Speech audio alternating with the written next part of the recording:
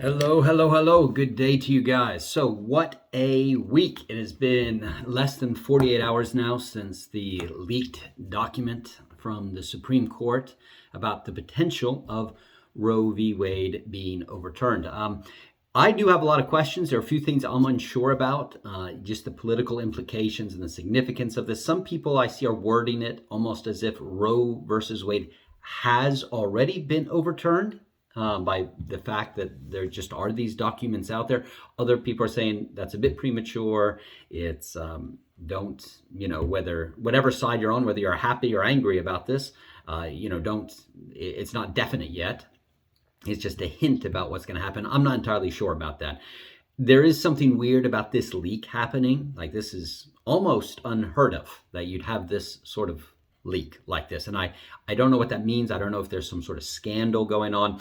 I don't know, but I am cautiously happy. Now, I'm not going to celebrate big time until it is confirmed that Roe v. Wade has been overturned. Then I'll, open the champagne bottles or something. But I'm cautiously happy. It looks like a good sign. I want to make a couple comments on it and then ask. This isn't a prophecy. I'm not going to make a prophecy here, but it is a curious prediction of sorts. Maybe not a prediction, but a speculation about where our country might be headed at this time. First of all, I want to say thank you to all of those of you. If Roe v. Wade is overturned, it will be 50 years in the making. It will have been because some of you out there who are 70 years old, 80 years old, played the long game. There have been Christians who've been fasting and praying and holding prayer vigils outside the abortion mills for decades. Thank you. This is your victory. I am a returning missionary from Europe, so I've not really been in the American pro-life movement. So I can't claim, other than sharing a few things on social media here and there, I can't claim to have labored very much in this cause at all. But I am just in awe of, there are some of you who have given your whole life to seeing this Roe v. Wade overturned. 50 years. Some people have given decades of their life. This has been their one thing that their Christian discipleship has so much revolved around. Not the only thing, but it's been one of the large things that you've given so much time, fasting, prayer to. And if this is that, and I don't want to get premature in saying it is, but if that, well, thank you. You are an example to us about how to play the long game. Other observation is, yesterday it was interesting to see who was speaking out about this and giving thanks to God for this or celebrating this. And it was interesting to say he was totally silent. Some of our big evangelical leaders who comment on just about every social issue, from the Ukraine to Black Lives Matter to anything, they're strangely silent about this. Even to this afternoon, just went on some of their Twitter accounts. 48 hours later, nothing. It's just crickets. Guys, you comment about everything, and you comment all day, like you tweet all day long, some of you. I'm not saying that's wrong. It's great to be on social media. It's great to be engaged with the issues. I'm not saying it's wrong for them to tweet a lot. But wow, you guys are shockingly silent on this issue. You're supposedly pro-life, and yet you have nothing to say on this. I mean, like 5 hours into the whole Ukraine thing, all of a sudden you guys have become experts on Eastern European political diplomacy and knew all the ins and outs of Eastern European politics and for early hours of the Ukraine invasion. But you're strangely silent on this issue that's been around for 50 years. It's troubling to see the silence of some of them.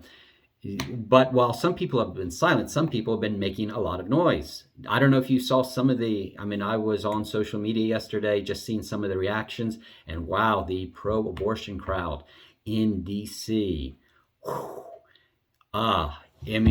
It can be summed up. Like you see some of the videos of people not just screaming, but screeching into the air, fist raised, knives, saying, "We're coming for you, cisgendered white men." It can be summed up by saying, "We are legion and we are many." It is just there's no other word to describe. I don't use this word lightly. I'm not using this as hyperbole or exaggeration. It's nothing short to say it. Just watch the videos for yourself. See what you think. It looks like demonic rage. Just across the board. There was one interesting group of people. I didn't even know these guys existed, but they were the woke pro-lifers up there. There's only one pro-life group that I could find those up there. Supposedly there's a progressive group. Yes, they are progressives, and they are pro-life, and they're very small. There's not a lot of people in them. This is a niche category, but they were up there celebrating this possible thing. They were saying things like, abortion is created by the patriarchy and is assists male gender oppression on women and children, and it's kind of weird. So, like, okay, I think we're allies, but you'll take allies even if they're inconsistent in their overall, worldview. But, you welcome allies wherever you can get them, I suppose. But look up those progressive pro-lifers. That is kind of interesting, the way they framed it as abortion being a fascist thing, invention of the far right. Okay, I think most people on the right or left would disagree with that, but I'm glad you're there taking a stand for the human rights of the unborn. What does this mean? Let me, before I say, here's what does this mean for our country? Our country has, in my lifetime, never been more divided. Now, if you go back to maybe the Civil War, okay, maybe we were more divided then. But in my lifetime, it's hard for me to remember when we were more divided than we are now. Red state, blue state, pro-life, pro-choice. Where is this going to lead? Some people say it's building towards a civil war. I don't know if I'm skeptical of that. I think what has to happen, and what Christians should be pressing for, and I think the best answer for it, is for a lot of power and authority to be devolved back to the states. At the moment, what's happening is you have some people, typically Republicans, getting power of the federal government, and then, beating the blue states with that power. And then the blue states, get the power of the federal government, and then they beat the red states down a little bit. I would like to see a lot less power in the hands of the federal government, and just say, hey, blue states, you go ahead and be as blue as you want to be. And red states, you just go ahead and be as red as you want to be. Like, give more power to local governments. And if a state wants to be, pro-life and protect the human rights of the unborn, fine. And if blue states want to continue to kill their unborn children, well, I don't think that is fine. I do think that is a human rights issue. And yet, at least they're the ones deciding that for themselves, that they're going to behave in that wicked way, and it's not, it's not being pushed on from above. And that way we become more like a confederation of states. We become more like that was the Articles of before the Constitution, we had this Articles of Confederation where the federal government was a lot weaker. And even under the Constitution, I think the federal government is not supposed to be nearly as strong as it is. I would like to see a lot of power go back to the states, and hey, give them freedom to be blue and freedom to be red. And you'd have more of these, more coalitions of states within America where, yes, there's still free trade, and yes, we're still American citizens, free to live wherever we want, but let the states be different. Don't try to use the federal government to conform every state into a certain image. Now, this should be good news for even blue states. Let's say a Republican becomes president. Let's say the Republicans take the White House and the Senate and the Congress. Blue states, do you really want that? Do you want a red federal government trying to make you into a red state? No, of course you don't. Well, red states don't want, these, currently we have a blue White House and a blue Senate and a blue Congress. Okay, and red states are feeling the pressure from them. And we're having governors, that protect us, from a lot of blue stuff. People, and, if we live in a red state, we're thankful for that.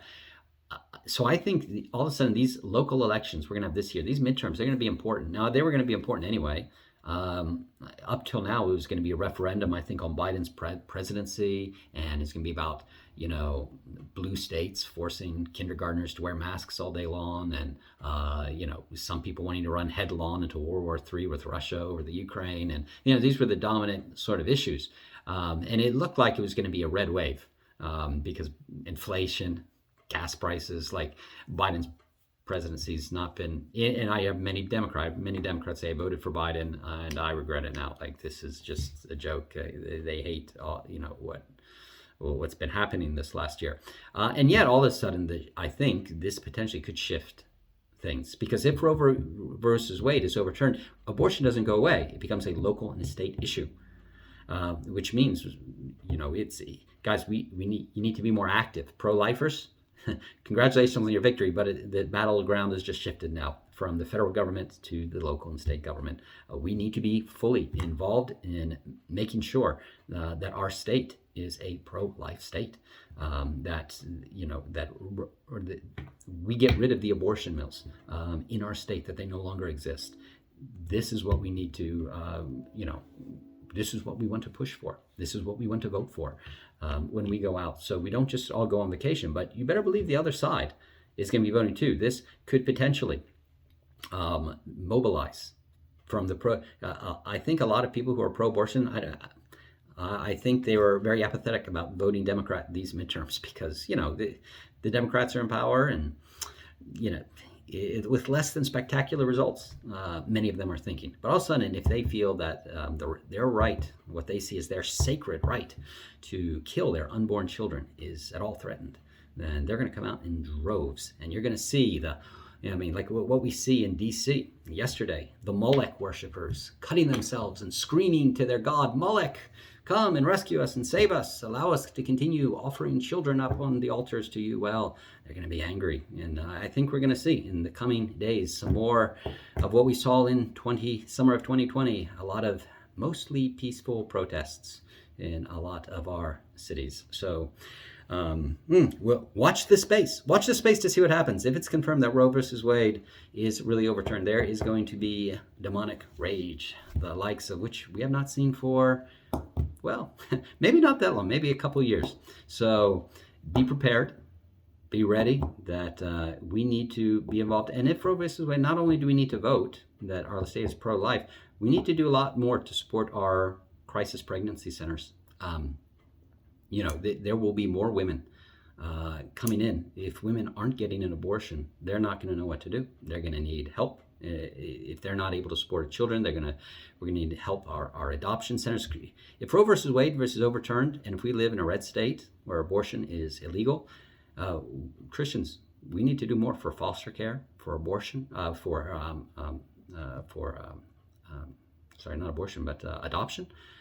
We need to be helping the women and the children, provide them with other options.